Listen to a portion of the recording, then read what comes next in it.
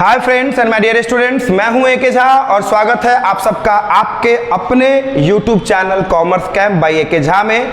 आज हम फिर से एक वीडियो लेकर आपके बीच आए हैं जिसमें हम डिस्कस करेंगे रिवैल्यूएशन अकाउंट के बारे में, जो कि क्लास 12th का एक बहुत ही इंपॉर्टेंट टॉपिक है, जो बहुत सारे चैप्टर्स में यानी कि कम से कम 3 से 4 चैप्टर में आपको रिवैल्यूएशन के बारे में पढ़ना है। पार्टनरशिप का ये एक पार्ट है।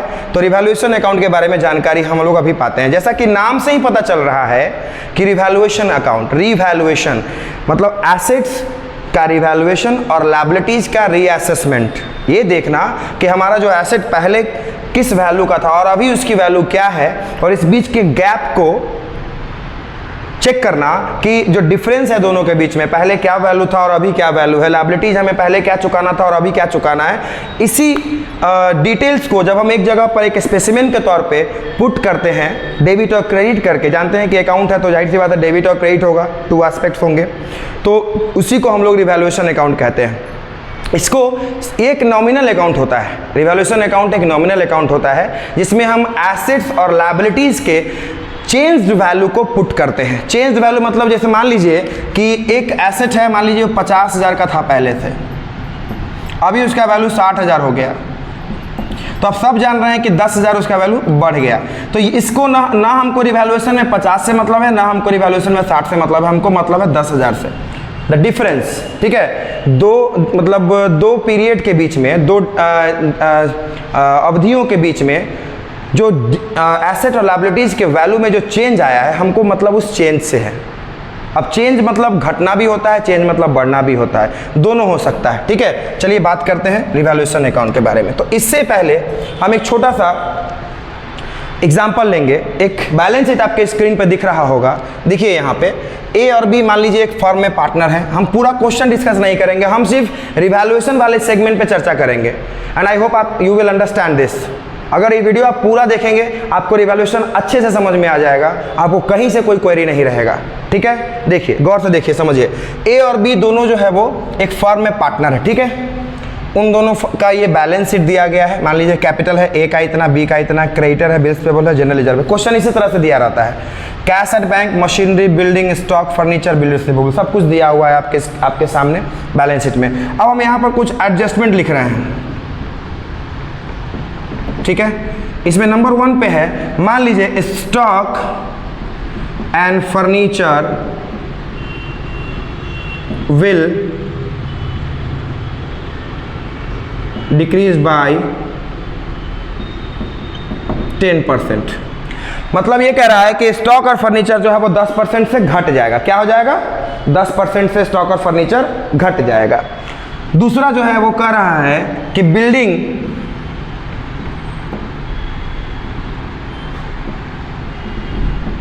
will be depreciated by 10%। मतलब ये है कि बिल्डिंग का भी वैल्यू 10% से घट गया। समझिएगा बात को। तीसरा कह रहा है कि machine is valued at 75,000 rupees. ठीक है, समझिएगा बात को। मशीन जो है वो 75,000 रुपये पे वैल्यूड हुआ है। अब ध्यान दीजिए, चौथा एक और पॉइंट इसमें लायबिलिटी से रिलेटेड जोड़ दिया कि creditors will be paid off, creditors will be assessed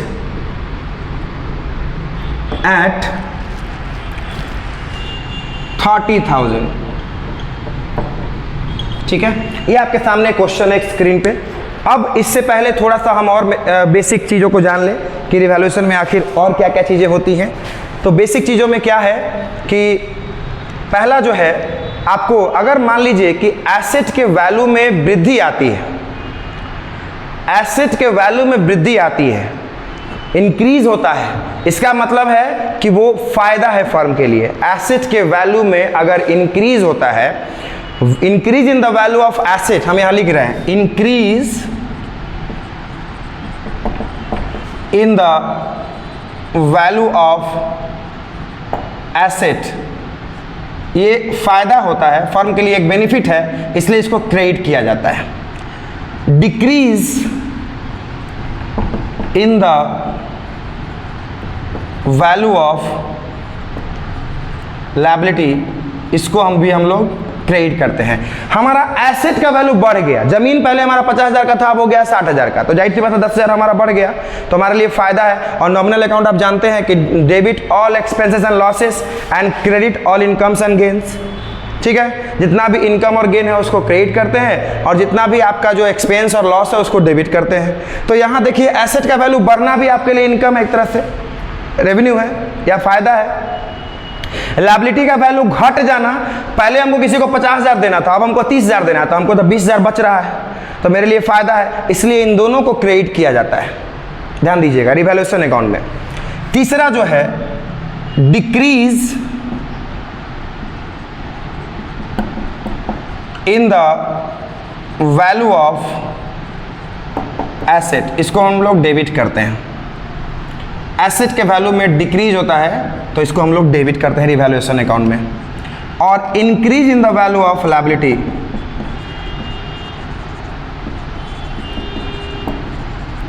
इसको भी हम लोग डेबिट करते हैं। एक टॉपिक डेली अगर सीखा जाए ना तो कोई ऐसा एग्जाम नहीं है जिसको आप कंप्लीट नहीं कर सकते हैं। ठीक है, ध्यान दीजिए, एक ही टॉपिक। अक्सर रिवैल्यूएशन में फंसते हैं और आपको पता नहीं है change in profit sharing ratio, जैसे कि लास्ट वीडियो में भी मैंने बताया था, एडमिशन, रिटायरमेंट, डेथ, सब जगह रिवैल्यूएशन अकाउंट पढ़ना है आपको।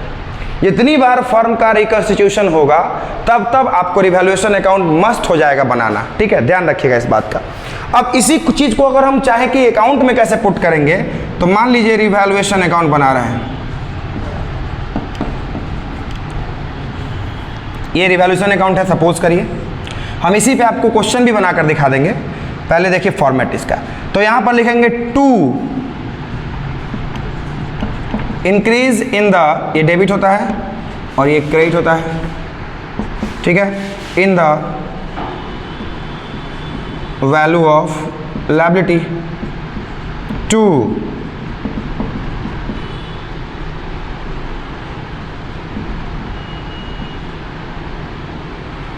Decrease in the value of asset, इन दोनों को डेबिट करते हैं। ठीक है, और क्रेडिट किसको करते हैं, by increase in the value of asset by decrease in the value of liabilities. ठीक है, ये सारी चीजें हैं। अब यहाँ ध्यान दीजिए, बस 4 चीजें ही रिवैल्यूएशन में होती हैं। आइटम बहुत सारे होते हैं, क्योंकि एसेट तो एक ही नहीं ना है, हो सकता है 4 एसेट का वैल्यू घट गया तो चारों को डेबिट में लिखना पड़ेगा, हो सकता है 3 एसेट का वैल्यू बढ़ गया तो तीनों को क्रेडिट में लिखना होगा। बेसिकली जो नेचर होता है वो यही 4 होता है, या तो एसेट के वैल्यू में इंक्रीज होगा तो एसेट के वैल्यू में इंक्रीज होगा तो क्रेडिट, लायबिलिटी के वैल्यू में डिक्रीज होगा तो क्रेडिट, एसेट के वैल्यू में डिक्रीज होगा तो डेबिट, और लायबिलिटी के वैल्यू में इंक्रीज होगा तो डेबिट। ठीक है, ध्यान रखिएगा। अगर हमारा लायबिलिटी बढ़ गया तो सिंपल सी बात है, हमारे लिए वो लॉस है, नुकसान है। अब आगे बढ़िए, इसी चीज को अगर इसके बाद क्या कहता है रिवैल्यूएशन अकाउंट में, देखिए इसको हम एक डेफिनेशन के तौर पे आपको हम समझाते हैं। Revaluation account is a nominal account which is prepared on the occasion of reconstitution of a partnership firm. ठीक है, all the increase in asset and decrease in liabilities are recorded to its credit side. All the decrease in assets and increase in liabilities are recorded to its debit side. ठीक है, इतना clear है, इतना समझ रहे हैं ना भैया। अब इसके बाद क्या है सर, ये तो हो गया, ये तो आपने जो प्रोसेस था वो बता दिया। अब एंड रिजल्ट की ओर जाइए। एंड रिजल्ट क्या है, after that we will sum the sides, आप सम करेंगे साइड का, तो डेबिट साइड अगर ज्यादा है, if the sum of debit side, आगे डेफिनेशन का आगे जोड़ लेते हैं, if the sum of debit side यानी कि इधर का sum is more than the sum of credit side, अगर डेबिट का सम ज्यादा है क्रेडिट का सम कम है, तो बोलेंगे लॉस ऑन रिवैल्यूएशन किसको ट्रांसफर होगा भैया, पार्टनर्स को। Loss on revaluation transfer to the partners. कौन partners, old partners, existing partners. New partner को इससे कोई मतलब नहीं है एडमिशन के केस में। ठीक है। सभी पार्टनर को जो पहले से अवेलेबल है उनको यहाँ पर लॉस और प्रॉफिट बियर करना है, ठीक है। मैंने एक एग्जांपल भी पुट किया है, अभी आपके सामने उस चीज़ पे डिस्कस करेंगे हम लोग और क्वेश्चन बनाएंगे। If on the other hand, if the sum of credit side is more than the sum of debit side, if the sum of credit side is more than the sum of debit side, it is known as profit on revaluation। क्या बोला जाता है इसको? Revaluation पे profit हुआ है। बात समझ में आ रही है? अब देखिए इसी चीज को अगर हम क्वेश्चन को बनाएं तो कैसे बनाएंगे, लिखिएगा यहां पर, देखिएगा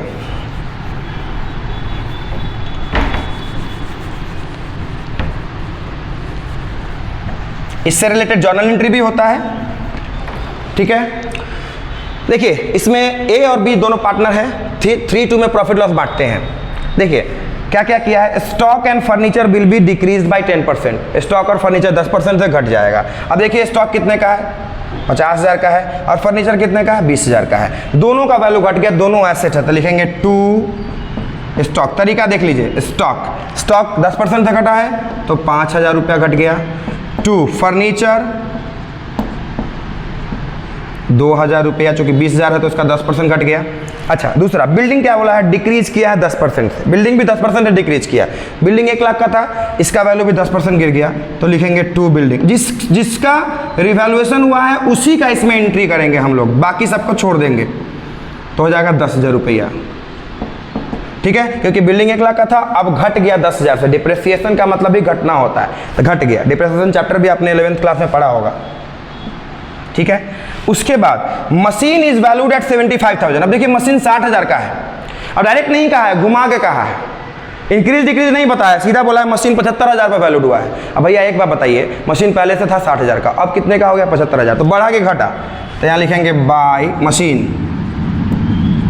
15,000, ठीक है बच्चों। अगला उसके बाद बोला है कि creditor will be assessed at 30,000। Creditor कितना है आपके सामने स्क्रीन पे दिख रहा है, 50,000, तो 30,000 हो गया। सिंपल सी बात है, आपका क्रेडिटर 20,000 से घट गया। अब लायबिलिटी घटता है तो कहां लिखते हैं, क्रेडिट साइड में,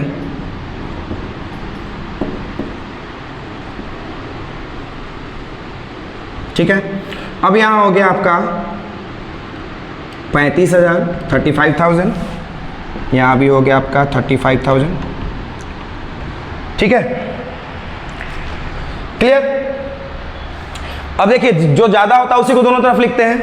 डेबिट साइड का सम कितना है, 5 to 7 और 7 और 10 17, और क्रेडिट साइड का सम है 35,000। तो अभी मैंने क्या बताया कि if the sum of credit side is more than the sum of debit side, तो यहां प्रॉफिट होगा। क्या होगा, देखेंगे टू प्रॉफिट, पूरा लिखते हैं, profit and loss on revaluation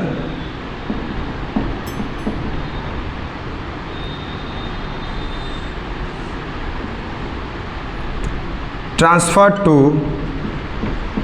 as capital और बीज कैपिटल, ठीक है। अब ए कैपिटल और बीज कैपिटल, टोटल प्रॉफिट कितना हो रहा है, 18,000।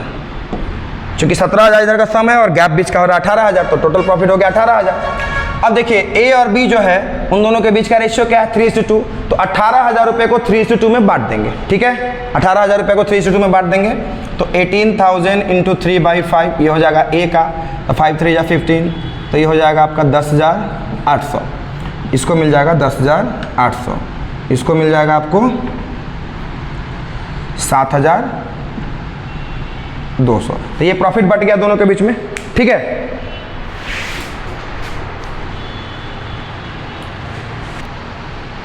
ठीक है, ये हो गया आपका एक तरह से मैंने एक छोटा सा प्रेजेंटेशन आपके बीच दिया है रिवैल्यूएशन अकाउंट से रिलेटेड।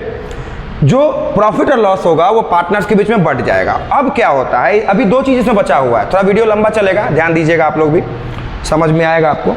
इसमें क्या करना है, अब सर जर्नल एंट्री इसका क्या करेंगे। अगर आप इसका जर्नल एंट्री करते हैं तो क्या करते हैं, मैं आपको जर्नल एंट्री करके दिखाता हूं, ठीक है,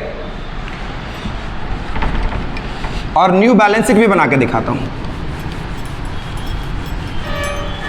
ये तो हो गया रिवैल्यूएशन अकाउंट। अब मान लीजिए कि इसका जर्नल एंट्री करने बोला है, तो एसेट का वैल्यू अगर घट गया तो एंट्री होता है रिवैल्यूएशन अकाउंट डेबिट टू किस किस एसेट का वैल्यू घटा है भैया, stock, furniture, building. To stock, अलग अलग भी कर सकते हैं, टू बिल्डिंग। ठीक है, ये हो गया। स्टॉक का हो गया आपका कितना, 5,000, इसका हो गया 2,000, इसका हो गया 10,000, यहाँ पर हो गया 17,000। मैं आपको ये भी बताऊंगा अभी कि रिवैल्यूएशन अकाउंट जो है बिना बनाए आप प्रॉफिट लॉस तक कैसे पहुंच सकते हैं। दूसरा, एसेट का किसका वैल्यू बढ़ा है, तो machine account debit to revaluation. ठीक है, कितना बढ़ा है भैया, 15,000 से। ठीक है, तीसरा एंट्री क्या होगा, हम आपको पूरा एंट्री करके बताते हैं।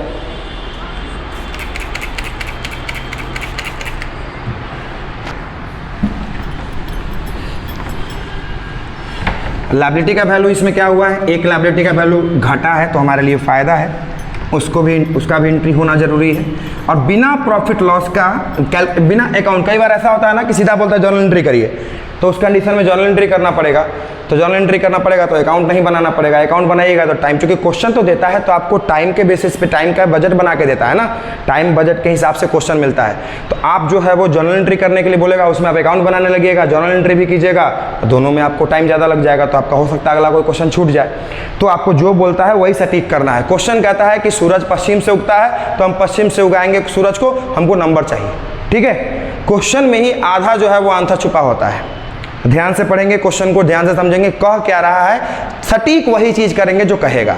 ठीक है, चलिए तीसरा एंट्री यहां पर क्या होने वाला है, क्रेडिटर का वैल्यू घट गया है। देखिए 50,000 था, अब वो 30,000 पे वैल्यू हो रहा है, सिंपल सी बात है। तो क्रेडिटर का वैल्यू घट गया तो यहां करेंगे creditors account debit to revaluation. ठीक है, कितना हो जाएगा, 20,000। अब आप बोलेंगे सर अभी आपने कहा था कि बिना अकाउंट बनाए प्रॉफिट लॉस पता कर लेंगे। बिल्कुल पता कर लेंगे। देखिए यहाँ पे एक ट्रिक जो हम लोग भी सीखे थे, आपको भी सिखा रहे हैं। देखिए रिवैल्यूएशन अकाउंट देखेंगे कहाँ कहाँ डेबिट में है और कहाँ कहाँ क्रेडिट में है। तो रिवैल्यूएशन अकाउंट जो है वो डेबिट में है 17,000, डेबिट में कितना है 17,000, और क्रेडिट में कितना है 15,000 और 20,000। ठीक है, दोनों में ज्यादा कौन है, डेबिट में है 17,000 और क्रेडिट में है 35,000, 35,000। डेबिट में 17,000 और क्रेडिट में 35,000। तो आप बताइए कि जो ज्यादा होता है उसको क्लोज करने के लिए तो कम वाला की तरफ हमको बैलेंस डालना पड़ेगा। तो अगर डेबिट कम है और क्रेडिट ज्यादा है तो क्लोज करने के लिए जिस तरफ कम होता है वो उस तरफ उस अकाउंट को ओपन करते हैं। तो देखिए यहां पर लिखेंगे रिवैल्यूएशन अकाउंट डेबिट और 2, यहां क्रेडिट करने के लिए कुछ नहीं है तो ये दोनों को बुला लेंगे, ए और बी को।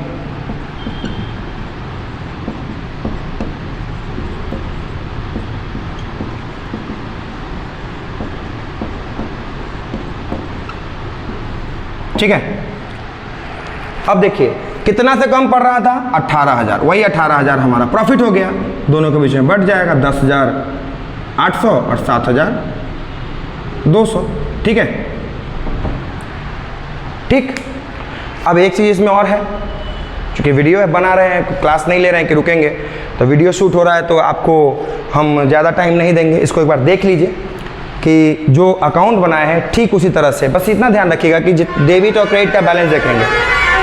डेबिट ज़्यादा है तो रिवैल्यूएशन क्लोज होते वक्त क्रेडिट हो जाएगा, और क्रेडिट ज़्यादा है तो रिवैल्यूएशन क्लोज होते वक्त डेबिट हो जाएगा, जैसे कि यहाँ डेबिट किए हैं। अब न्यू बैलेंस शीट बनाएंगे और new balance sheet will match. ठीक है,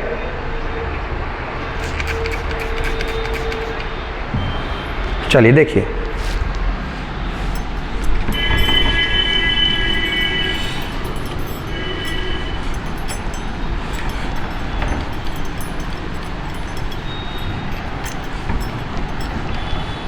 सिर्फ और सिर्फ आज का फोकस रिवैल्यूएशन ही है। हम इंडिकेशन के लिए लिख देते हैं new balance sheet of the firm. ठीक है, देखिए कैपिटल्स ए और बी, चूंकि इसके लिए हमको पार्टनर्स कैपिटल बनाना होगा, बट यहां कुछ ज़्यादा कुछ है नहीं, तो हम क्या करेंगे, हम सिर्फ जो है वो ए और बी का बैलेंस देख लेंगे कितना क्या है। तो ए का हो गया आपका 1 लाख रुपया। जनरल रिजर्व जो है वो भी अगर चाहेगा ए और बी तो बांट लेना, तो मान लीजिए यहाँ पर ए और बी के बीच में जनरल रिजर्व बट गया 3-2 में। ठीक है, तो हम जनरल रिजर्व में भी ए का हिस्सा क्या हो जाएगा, तो ए का जो पहले से हिस्सा था हम एक रफ में बना रहे हैं। ए का पहले कैपिटल था 1 लाख, जनरल रिजर्व 30,000 में उसका 3/5 होगा, तो 18,000 उधर से मिला उसको, और 10,800 रुपया उसको रिवैल्यूएशन के प्रॉफिट से मिला। तो ए का टोटल हो गया आपका 1,28,800। ठीक है, ध्यान रहेगा। बी का क्या है, बी का है 80,000 अब प्लस 12,000। बी का इसी जगह पर लिख लेते हैं ताकि आपको परेशानी ना हो। 80,000, 12,000 जनरल रिजर्व का और 7,200 रुपया उसका रिवैल्यूएशन का, तो 12,7,19 यानी कि 99,200। दोनों को जोड़ दीजिए,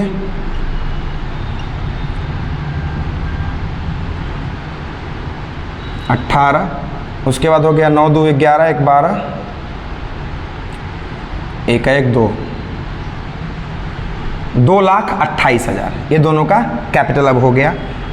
क्रेडिटर्स ध्यान रखेंगे, रिवैल्यूड अमाउंट जाएगा, 50,000 था, उससे मतलब नहीं, अभी कितना है तो 30,000 है। बिल्स पेबल में कोई चेंजिंग नहीं आया है तो वो ऐसे ही रहेगा 20,000। ठीक है, यहाँ पर क्लोज कर देंगे, बाद में टोटल करेंगे, पहले देख लेते हैं। कैश एट बैंक पहले से कितना था 40,000, कैश का वैल्यूएशन क्या ही होगा, जैसे तैसे जैसे है वैसे ही रहेगा। मशीन का वैल्यू है 75,000, आपने देखा है रिवैल्यूएशन में 15,000 बढ़ गया है। बिल्डिंग का वैल्यू है 90,000, चूँकि 1 लाख था 10,000 घट गया है। स्टॉक का वैल्यू है 50,000 पहले था, अब 10% घट गया यानी 45,000 हो गया, 45,000। उसके बाद फर्नीचर का वैल्यू है पहले था 20,000 अब हो गया 18,000। ठीक है, बिल रिसीवेबल जैसे था वैसे ही है, इन दोनों में कोई छेड़छाड़ नहीं हुआ है। अब आप टोटल अगर लगाएंगे दोनों तरफ देखेंगे बराबर आएगा। आपके संतुष्टि के लिए हम करके देख देते हैं। देखिए 228 और 20 50 में जोड़ देंगे तो हो जाएगा 278, इतना होना चाहिए इधर भी। देखिए 40,000 और 90,000 1,30,000, ये दोनों जोड़ लेंगे तो ये भी मिल जाएगा, मिलके 1,20,000 हो गया, तो 130 और 120 2,50,000। कितना 2,50,000 और 28,000 इधर हो गया, तो 278 इधर भी आ गए। तो रिवैल्यूएशन बनाने के बाद हमारा जो न्यू बैलेंस शीट है वो भी मैच कर गया, और न्यू बैलेंस शीट मैच करेगा ही करेगा। अगर आप सही तरीके से रिवैल्यूएशन बनाएंगे तो न्यू बैलेंस शीट मैच करना ही करना है। ठीक है, तो ये आपका ओवरऑल रिवैल्यूएशन का एक छोटा सा कॉन्सेप्ट था, आपको अच्छा लगा होगा आई होप। अगर आपको ये वीडियो अच्छा लगेगा तो आप अपने फ्रेंड्स तक इसको शेयर करेंगे। रिवैल्यूएशन बहुत ही जीरो लेवल से मैंने आपको बताया है, हो सकता है कि आपको शुरुआत में देखने में अच्छा ना लगे, लेकिन आप अगर गौर से देखेंगे आपको समझ में आएगा। अगर आप अकाउंटेंसी के स्टूडेंट हैं और क्लास 12th में अगर आपने रिवैल्यूएशन सीखना चाहा है तो आपको ये वीडियो बहुत हेल्प करने वाला है। तो अगर वीडियो अच्छा लगेगा तो लाइक करें, सब्सक्राइब करें। अगर चैनल को आपने नहीं किया सब्सक्राइब तो सब्सक्राइब कर दें, बेल आइकन को भी हिट कर दें ताकि आने वाली वीडियोज़ आप तक पहुँचे जल्दी से जल्दी। और मेरा कोशिश रहेगा कि आप लोगों को हर शाम एक इम्पॉर्टेंट वीडियो आप लोगों के बीच पहुँचे 11th और क्लास 12th के बच्चों के लिए, ताकि उनको प्रिपरेशन में आसानी हो। आज के लिए इतना ही, thank you very much, bye.